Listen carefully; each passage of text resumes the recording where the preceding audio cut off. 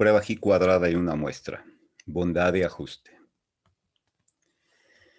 La prueba G cuadrada de una muestra tiene esta forma, su gráfica, donde observamos cómo en uno de los ejes se encuentra el valor precisamente de G cuadrada, que va de 0 a infinito positivo, en tanto que la probabilidad va precisamente en sentido contrario. Aquí nos encontramos los valores más pequeños y los valores mayores llegan por acá.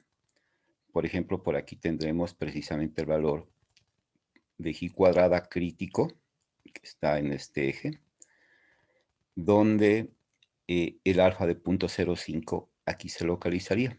Aquí habría valores de alfa menores, 0.04, 0.03, 0.02, y aquí valores mayores de alfa, como valores de 0.06, 0.07, 0.08, etc. Bien, aquí se observan diversas formas de la curva, considerando los grados de libertad. Cuando hablamos de un grado de libertad, encontramos este tipo de forma de la distribución G cuadrada. Cuando hablamos de 2, aquí se observa.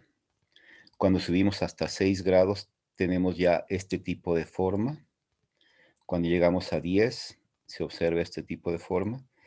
Y cuando llegamos a 30, el tipo de forma tiende a aproximarse, a parecerse a una distribución normal. Características. En esta prueba se estudia una sola variable cualitativa con diferentes categorías, donde se busca identificar si alguna de ellas es más frecuente que las otras.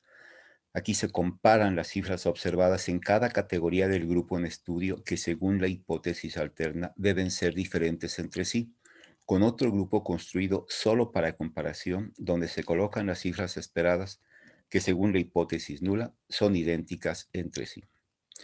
Debe señalarse que cada una de las observaciones es independiente. La fórmula nos indica que G cuadrada es igual a la sumatoria de cada valor observado menos el esperado al cuadrado sobre el valor esperado. Aquí está una forma gráfica sencilla. Observado menos esperado al cuadrado sobre esperado, la sumatoria de estos valores. También se calculan los grados de libertad, donde grados de libertad es igual a K menos 1, donde K es el número de grupos o categorías en estudio, menos 1. Ejercicio. En esta tabla se observan 4 celdas o categorías donde se muestran las principales causas de enfermedad en una población. De un total de 85 pacientes, se observa que 40 fueron diagnosticados como hipertensión arterial, aquí están, 20 con diabetes mellitus, 15 con infecciones gastrointestinales y 10 presentaron otras infecciones. Aquí se observa la cifra total. La pregunta que se plantea es si algún padecimiento es más frecuente que los otros, construyéndose dos hipótesis. La primera afirma que al menos uno de los padecimientos es más frecuente que los otros, a lo cual llamaremos hipótesis alterna, en tanto que la segunda sostiene que las cantidades en cada grupo son muy parecidas entre sí, a la que llamaremos hipótesis nula. También se establece que la confianza para identificar alguna diferencia tiene que ser con un mínimo del 95%.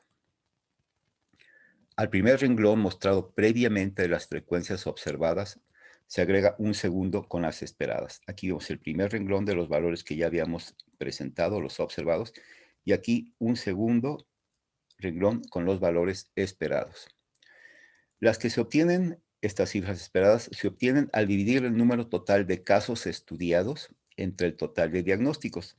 Como vemos, aquí tenemos 85 sobre 4. Estas son las cifras que nos da 21.25.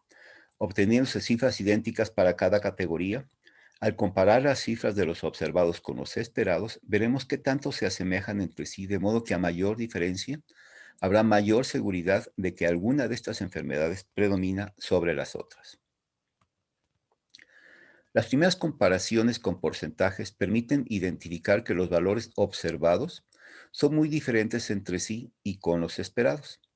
encontrándose al menos una clara diferencia entre el mayor y el menor. Por ejemplo, aquí observamos 47 contra 11.8, que es este. Contra este, pues hay una clarísima diferencia. Y de estos, con los valores idénticos de las frecuencias esperadas, que las tenemos abajo, que son cifras de 21.25 cada una, y por lo tanto de valores similares de porcentaje, de 25%.